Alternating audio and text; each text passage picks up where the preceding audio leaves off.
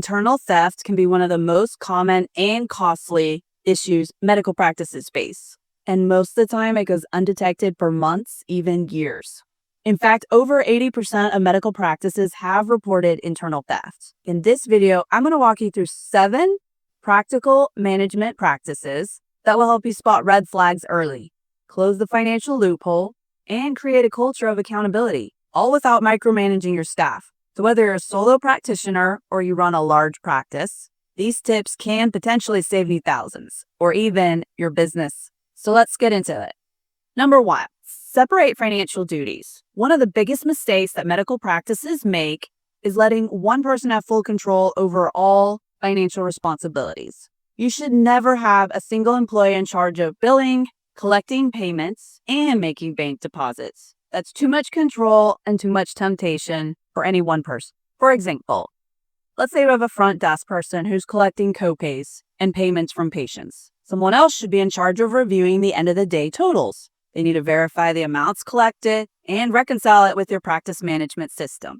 This is going to provide an important layer of accountability. Also, if you have any employees that have access to your company credit card, require them to give you receipts for every purchase. These receipts should be verified by someone else, preferably someone who doesn't use the card themselves. And don't just pay the credit card bills. Make sure somebody's going through the statement line by line to make sure everything checks out. Number 2, require dual signatures or authorizations. You should require a second set of eyes for anything over a certain dollar amount, even if you're a small office. This could be anything like large expenses, patient refunds, vendor payments, and especially payroll changes to the business. The approval threshold could be something very reasonable like $250, $500, and this should clearly be documented in your policies. Requiring dual authorization not only deters theft, and also can detect errors before the money goes out the door. Now, this doesn't mean it has to be a complicated process. It can be as simple as requiring a manager or a second physician to sign off on a payment or digitally approve something before it's processed. Having this system in place will send a clear message that financial oversight is a priority in your practice, and no one has unchecked access to your money. Number 3, implement surprise audits. When audits are scheduled in advance, it's going to give dishonest employees time to cover their tracks or manipulate records. That's why surprise audits are one of the most effective tools for preventing theft. Now, you don't need to do a full-blown audit every time.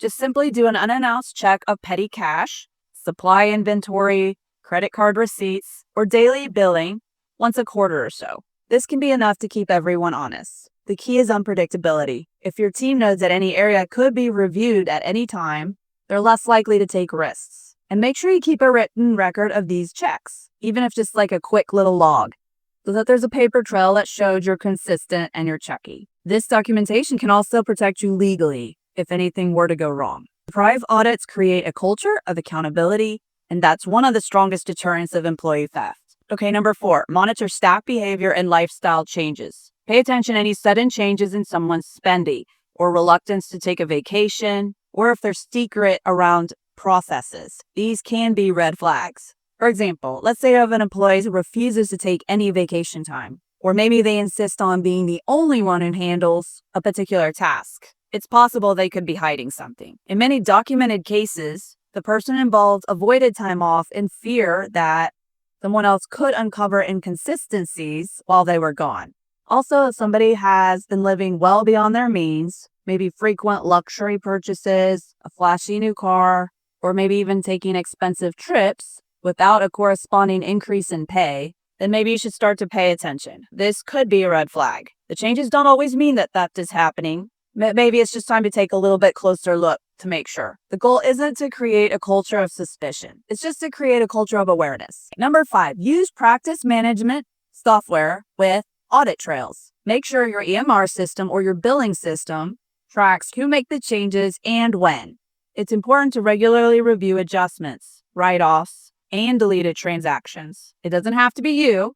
It can be someone else like an office manager, a bookkeeper, or a CPA. Number 6, reconcile daily collections and bank deposits. One of the simplest ways to catch discrepancies early and prevent theft altogether is to reconcile your collections with your bank deposits daily or at least weekly.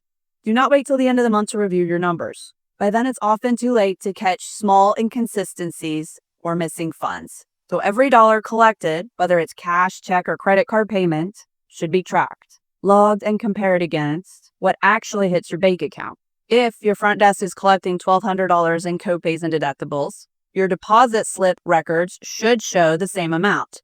And if there's a mismatch, it needs to be investigated immediately, not weeks later.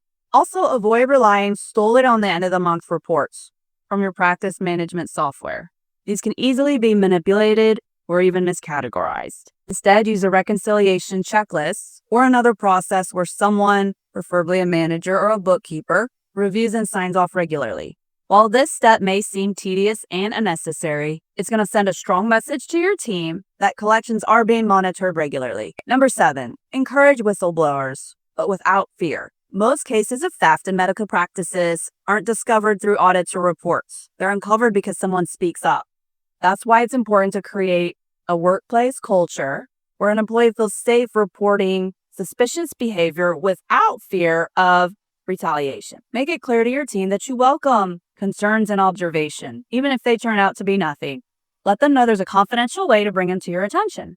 Maybe it's through an anonymous reporting system, a trusted manager, or maybe even a direct line to you. As the leader of your practice, you set the tone. Let your team know you take integrity very seriously, and you're going to support anyone who raises a legitimate concern. That step isn't just about money. It's about trust, culture, and long-term sustainability. But with the right system in place, you can protect your practice without micromanaging your team. Now, make sure you watch this next video, learn more about signs your staff could be stealing from you. And if you have any questions, make sure you drop them in the comments below. Otherwise, I'll see you in the next video. Or if you'd like to schedule a call with me, click the link in the description. Thanks. See you later.